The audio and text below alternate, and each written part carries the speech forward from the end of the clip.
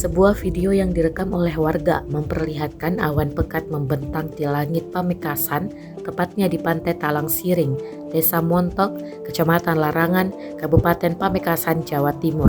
Video berdurasi 9 detik itu diunggah di media sosial Instagram melalui akun @info_mdr pada Kamis 18 November 2021.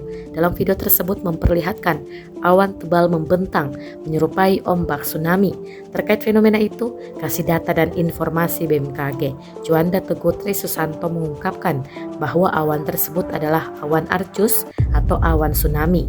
Awan Arcus Cloud penyebab terbentuknya dipicu karena ketidakstabilan atmosfer di sepanjang pertemuan massa udara yang lebih dingin dengan massa udara yang lebih hangat serta lembab, sehingga membentuk tipe awan yang memiliki pola horizontal memanjang. Teguh menuturkan Arcus Cloud memiliki dua tipe, Safe Cloud dan Roll Cloud. Dia memastikan bahwa awan Arcus tidak ada kaitannya baik langsung atau khusus dengan tsunami. Teguh berharap semua masyarakat tetap waspada atas situasi apapun dan selalu mantau informasi resmi yang dikeluarkan oleh lembaganya melalui kanal Instagram atau website resminya agar tidak termakan informasi hoaks.